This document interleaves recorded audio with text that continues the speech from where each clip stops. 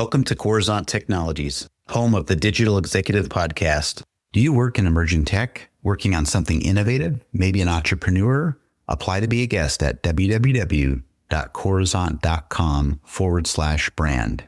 Welcome to the Digital Executive. Today's guest is Denis Whelan.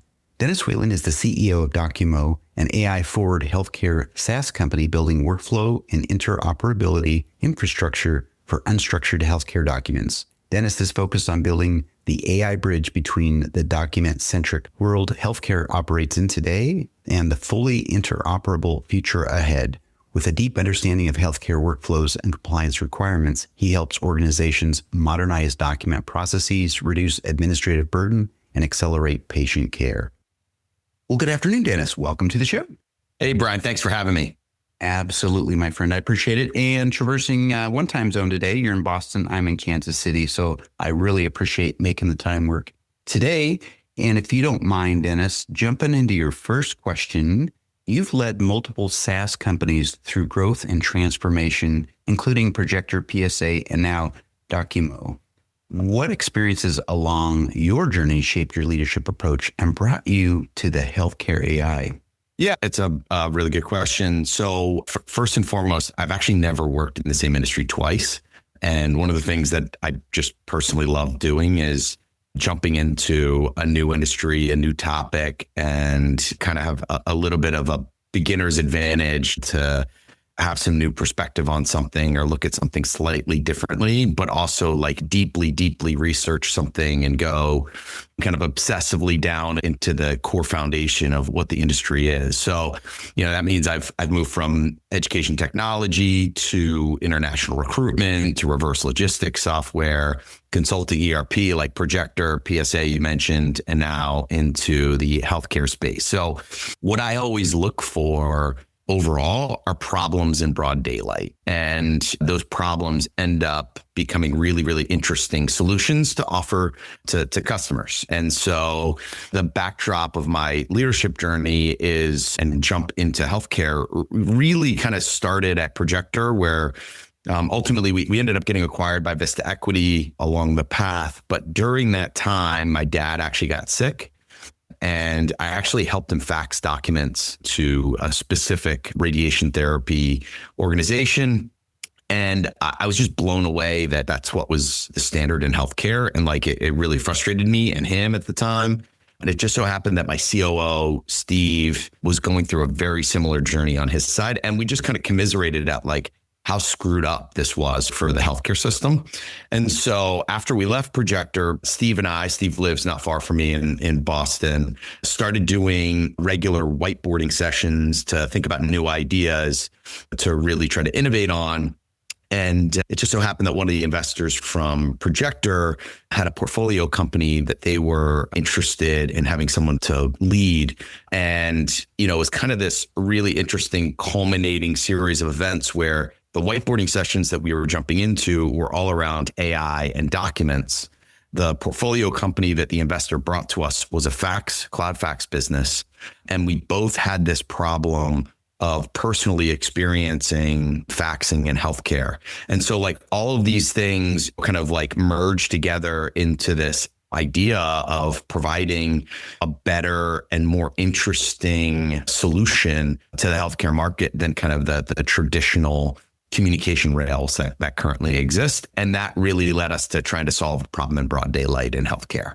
Thank you. There's always a good backstory to that. Every guest I have on, Denis, like yourself, just again, and as you said, I like how you said this, finding solutions to problems in broad daylight is there's a gap or a problem you're trying to solve. And I just love the backstory, your journey with your father and that sort of thing. And I've been in healthcare IT for 20 years. So I appreciate what you're doing in this space, really do. And that's awesome. So thank you.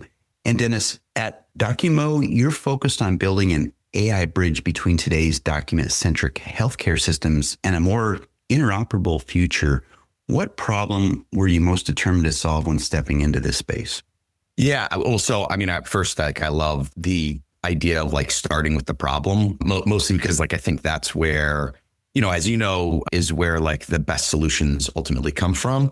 The shortest of short answers there is the problem we were and continue to be most determined to solve is administrative complexity that's driven and ultimately created by unstructured documents in healthcare. But to really understand that problem and kind of empathize with where that problem is coming from, you need to understand kind of the current state of healthcare today. So what's crazy is 70% of healthcare communications today go through fax, right? Which is like, it's mind-boggling, right? And I'm sure you see this in your day-to-day life. And the first question I always get from people that aren't in healthcare like us is like, okay, well, why are people still faxing, right? Like this is crazy. And the reality is we live in a world of misaligned incentives where the sender of information has no incentive to make the receiver of information's job any easier. And so ultimately what the sender of information is trying to do is optimize for compliance, right? And so sending something through fax is a HIPAA compliant way to send a communication. But ultimately the trade-off there is this like downstream administrative complexity by receiving an unstructured document that then needs to be recreated on the opposite side, right? And so, you have this challenge of administrative complexity. And when you dig into that, on average, it takes 6 to 7 minutes to process a document on the other side of the receiving end of that spectrum. And so in hospitals and clinics and SNFs and long-term care and post-acute care, whatever it is, you could have anything from like a handful of administrators up to hundreds of administrators that are processing unstructured documents on a daily basis, which is wild. And so that's problem number one is like, administrative complexity, but it gets deeper than that, which is of those communications that are transiting through unstructured documents, 45% of them are time sensitive. And so that creates this problem of signal to noise ratio issue that if you're one of those administrators that's processing a fax, you've got of 10 faxes that just came in, 4.5 of them are time sensitive for you to manage. The other 5.5 are really, they could be spam. They could be just records requests. They could be super administrative in nature. And this signal to noise ratio issue creates like a big prioritization problem for people to get through their work in the right way, right? And so it's hard to think about, someone that has time sensitive referral sitting in their queue that's sitting next to Joe's Deli menu, which is a real life example. Like that happens and you have to manage them, or the way that it's been traditionally managed is in like a first processed approach. And so there should be real prioritization to these documents. And the byproduct of all of this is really two things.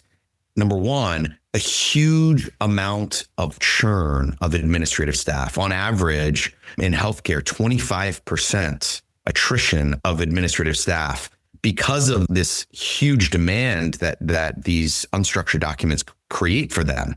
And that's not their only job. They're picking up phones, they're scheduling people, they are managing stuff in the EHR. There's a lot of other stuff that needs to happen, not just processing a fax, right? And the second thing is there's a huge downstream impact of quality of care. When you think about that signal to noise ratio issue and you have an administrator that's looking at Joe's Deli menu instead of looking at a time sensitive referral, ultimately what's happening is the patient that needs care through that referral is getting a delay. And so quality of care is ultimately the second byproduct of all of this. And kind of the misunderstood part about this is a lot of times people blame the modality of communication here. They say, well, fax this, fax that, why are we faxing in the 21st century? And that is true. Like that there is annoyances with this, but ultimately when you ask people what their annoyance is and their problem is that it's not the actual modality of communication or the rails. Ultimately, the problem that everybody suffers from is the administrative complexity and the manual work that unstructured document creates. And that is what we solve for. And that's what we're obsessed with at Documo. Our AI platform is built from the ground up to take any unstructured document, whether it's a physical piece of paper, whether it's a fax, whether it's a CCDA structured header document, and basically take that document and reconstruct it to be able to contextualize what this document is, to be able to drive that downstream workflow that's required, whether that's a referral, whether it's a prior auth, whether it's any type of document that's coming in. That's our focus as an organization. Thank you. Really appreciate that, Dennis. And again, as you mentioned, starting with the problem is where the best solutions come from, which I totally agree. And being in healthcare, IT space for so many years, I just fully embrace and am inspired by people like you that are trying to fix the healthcare system. There's so many facets that are broken within that space, but I appreciate that. And I had no idea that today, 2026, 70% of documents are still sent via fax. So I appreciate the stats on that. And Dennis, Documo is modernizing workflows, reducing administrative burden while navigating strict compliance and security requirements. How do you balance innovation with the regulatory realities of healthcare? Yeah, I mean, I think it's always a challenge to do that, right? And I think the interesting thing about the regulatory environment is that people immediately start thinking like innovation can't be fast and rapid, which is there's a bit of a fallacy to that. But for us, it starts with a philosophy around compliance. And for Documo, compliance is table stakes, and it never is a feature that can be added on, or it can't be like priced and packaged in a non-HIPAA compliant version versus a HIPAA compliant version. It has to be foundational to the operation of our business. And that means the way that we code, the way that we design product, the way that we distribute our product. It is a non-negotiable from our perspective. And on a practical level, especially as you get into developing AI models and agentic solutions for documents in healthcare, it's really critical to understand that PHI may never be used to train a common model for the benefit of the rest of your customers.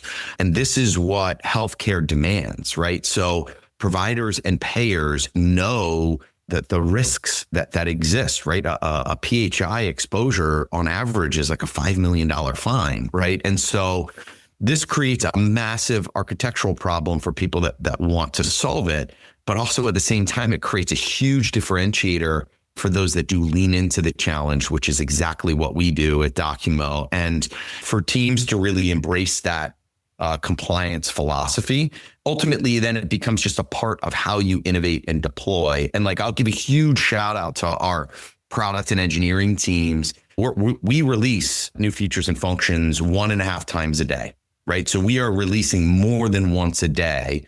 And that comes with foundational HIPAA compliance, right? And so it's absolutely possible, but it needs to be started really at the philosophical level. Thank you. And I really do appreciate your focus on this piece, which is around compliance and HIPAA. It's a big deal. And you talked about foundationally, your solution has to be solid, compliant from the ground up. And you don't use PHI in your tests and that sort of thing. I think that's great, but really do appreciate your focus in here. That just makes it a better space for you, but also your healthcare customers that potentially could be exposed to these fines by inadvertently exposing PHI. So thank you. And Dennis, the last question of the day, as we look ahead to the future, how do you see AI transforming healthcare operations over the next decade? And what will it take to fully move from fragmented document-driven systems to truly connected care? Yeah, I mean, the first thing I would say is like, I see a lot of stuff and people being worried about AI or kind of concerned about what lies ahead to the future. From my perspective, the next decade is going to be fun. Like, I am very optimistic, mostly because as an organization and personally, we are always trying to learn, advance, innovate, and engage with new technology. And so the past few years has been awesome with innovations in AI. And we think the next decade is going to be even more fun. At the moment, where we are from an industry perspective is really in the murky middle of interoperability in healthcare, right? And so you have this huge maturity curve of structured and unstructured document transiting kind of a wide variety of communication channels. And you can look at clearinghouses from the provider payer side of things. You have QHINs that are structuring interesting polls. You have direct secure message, which is a standards-based zero trust network. You have fax, you have HIPAA email. You now have standards-based connectivity with HL7 and FHIR. You have EHR to EHR communication. So like your idea of like a truly connected core, it's messy at the moment, right? And very complex at the moment in the way that the pipes work in healthcare. The way that I think about the next decade is really about organizing some of the messiness. And I don't know if you remember, do you remember the pneumatic tubes from banks? I'm old enough that like, you take a check and you could put it in these tubes, and as you're visiting the teller, it would like suck it up. Do you remember those? And they're still in some hospitals, by the way. Exactly. The interesting thing with that system is that really, I think it's an interesting analog to where we are in healthcare, in that there's a concept of pipes, the package itself, and the payload, right? So the pipes are the tubes, the package is the cylinder that you put into it, and the payload is the check that you're depositing, right? And so what's happening today is that from a policy perspective, everybody's focused on pipes, and the pipes are complex. There's a variety of ways to be able to communicate. That's creating messiness, it's creating complexity, but it's all pipes focused. The policy of tomorrow is all around the standardizing of the package. And you can see this even recently. CMS policy has made big announcements with CMS 0053 and CMS 0057, which are really for claims attachment and prior authorization, respectively. And the idea is that the policy of tomorrow, which will be rolling out through 2027 and 2028, is going to be around structured headers for communications with payers and from payers back to providers. And the interesting thing about that is it's going to structure the package. So think about the policy as creating an envelope or a package for the document. It doesn't stop unstructured documents from transiting the pipes or the package. And so ultimately, where the next decade is going to bring us is, instead of pipes and package, we're going to be transitioning into being focused on payload. And so regardless of where the pipes are and what rails communications are running on, and irrespective of the package, the payload is going to be started to be unlocked with agentic workflow. And what that means is each of these payloads have a downstream workflow that needs to be triggered as a result. And like you could take 0053 and 0057. 0053 are claims attachments. So what's happening in a claim? A claim is a provider asking a payer to fulfill a payment on a service that's been provided, right? And so that package that's coming through is going to be structured. The payload is the workflow that needs to then be triggered downstream for both the payer and the provider. And so that is ultimately where we're going to be going. And while the murky middle kind of continues to be the current state, I continue to be super duper optimistic that we're going to continue to work our way through to what's most important, which is the downstream workflow. And what's not important is the communication rails, right? That is not the interesting thing. The interesting thing is unlocking the right workflow for what needs to happen for that document, because each of those documents is a patient, right? And from my perspective, I think back to my dad's experience, if we can focus on the workflow of the document, you are ultimately solving the patient's problem in the process. And so ultimately, that's where I think we're going in the next decade. And I'm excited about what can be done.